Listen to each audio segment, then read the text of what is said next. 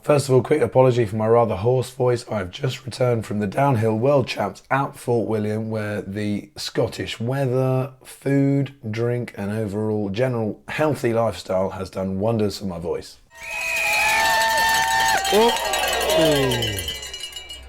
So hi everyone and welcome back to the channel. Now originally I wasn't planning to do a video on the new Tarmac SL8, which I think was announced yesterday or released yesterday, but I've had quite a few DMs on Instagram, quite a few emails, so I'm very flattered. Thanks for that, and you want to hear my opinion on it.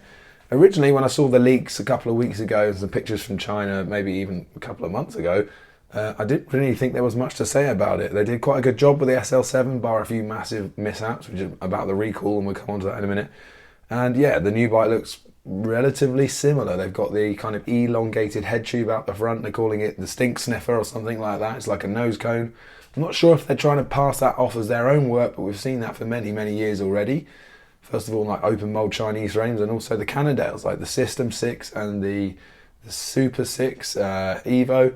That's had the elongated kind of cavity, the nose cone in the head tube. I do think they've missed a little bit of a trick not using that to run the cables down, but we'll come on to that in a minute when we talk about the old recall problem and how they've changed that for the new one, because none of the shield channels will be going into the fact that the major change on this bike is a fix, in my opinion, from the old bike.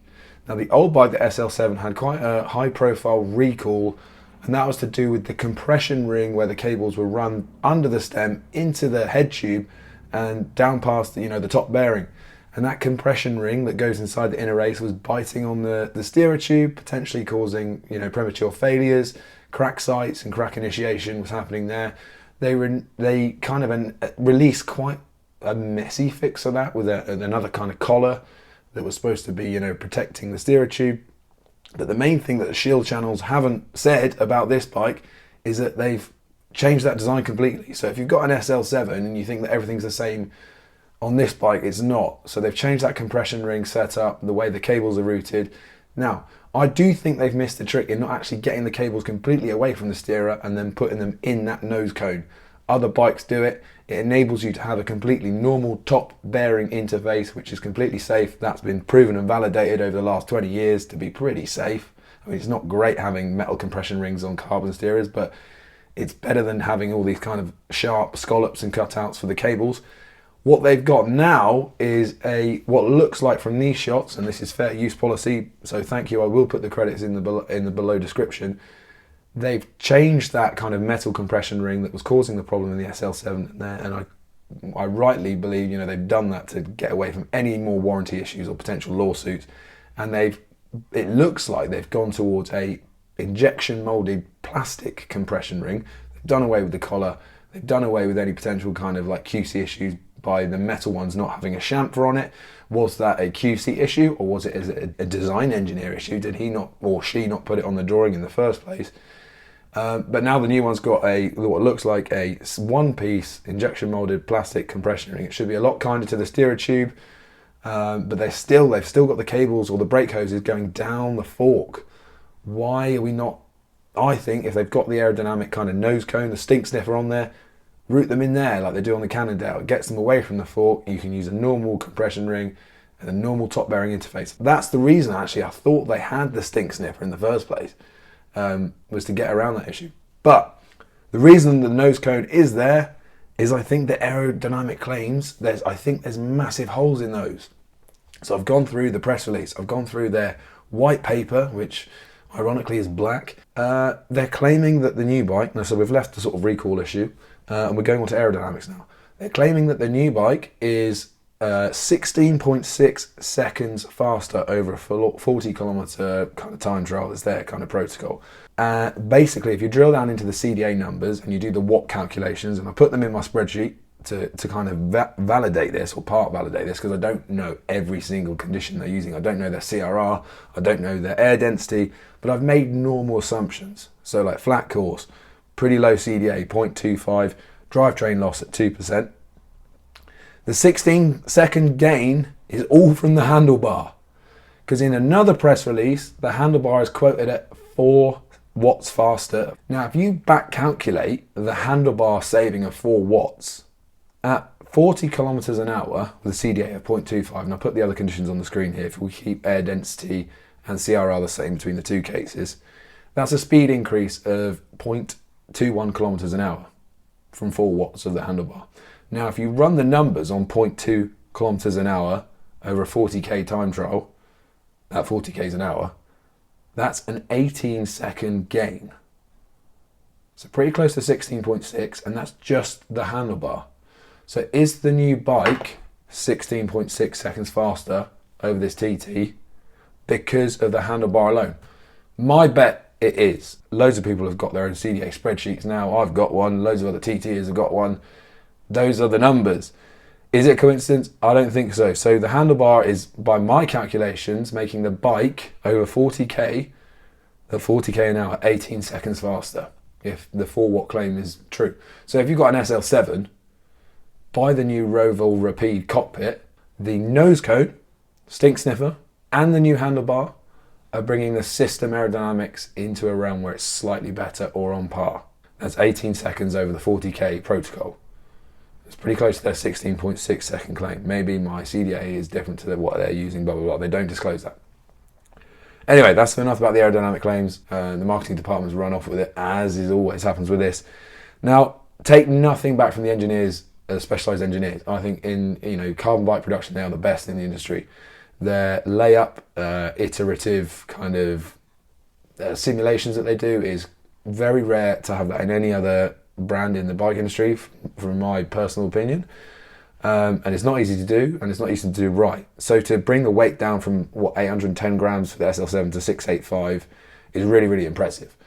But you don't always get this free lunch with lower weight is better. If you're a noob getting into cycling, be very, very careful about buying a high mod low weight frame, because they are seriously fragile. You can't cheat the physics. You lose a lot of toughness, you lose a lot of impact toughness when you buy a super lightweight frame. For my opinion, anything under 900 grams is super light. Who really cares about these 200 grams here and there? That can be the difference between one jersey and bib and another jersey and bib.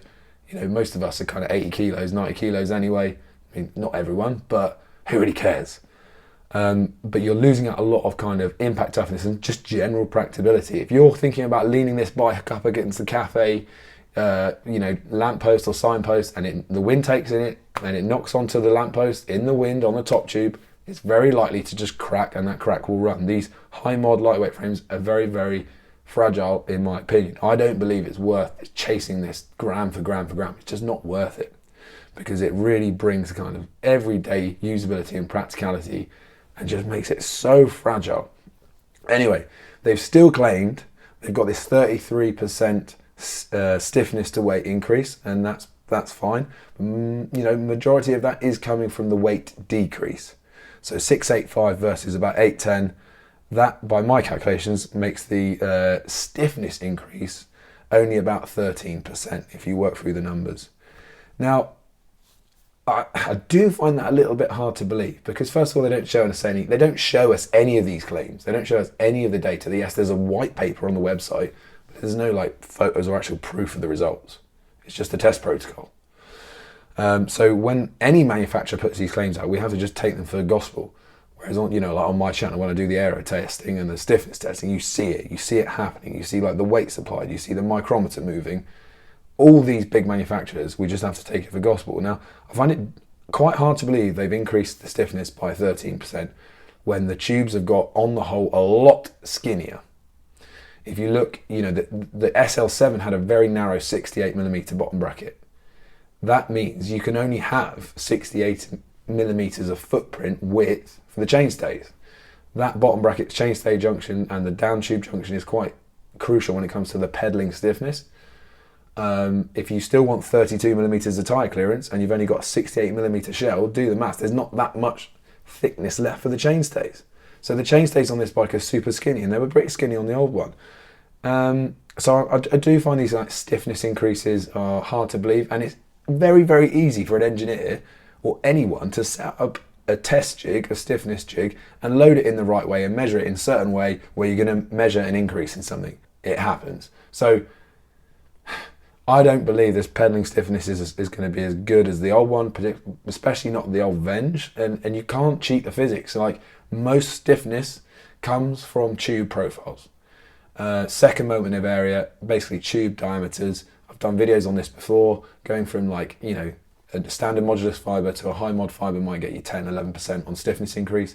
You vary the tube profile a little bit, you increase the diameter by a little bit, and you could double the stiffness. So tube profiles, geometry, and diameters make a massive difference on stiffness. Now I find it hard to believe the stiffness is increased when a lot of the tubes on this bike have got smaller to keep the weight down. So in general, I think the SL7, apart from the fork recall, was a great bike. It's such a good all-rounder, and I think this is, you know, quite rightly a small iterative step to that. I do think, you know, the aero claims are a bit wishy-washy. I think most of it is in the handlebar, or more of it is in the handlebar, and actually the frame could be less aero, and the handlebars actually brought it back.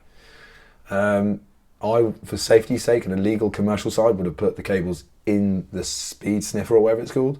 And yeah, let me know what you think about this bike in the comments below. It's certainly going to sell loads. The price is pretty high. Obviously, I'm not even going to mention that because you could just mention that about everything in the bike industry at the moment. I think the old saying, if it's not broke, don't fix it. I kind of think the legal team were like, it's broke, we need to make a fix. Yeah, and I think they've done that with the new compression ring. This has been a massive opportunity to replace that. Obviously the bike was due an update anyway. I think that's actually one of the key benefits of this update that no one in the shill market, the Dave Arthurs and all those channels, they won't mention that. So a good update, a very incremental update, but I think again the marketing department has just run away with the numbers, and they can fool a lot of people, but they can't fool the Peak Talk viewers. Cheers, and I'll see you in the next one.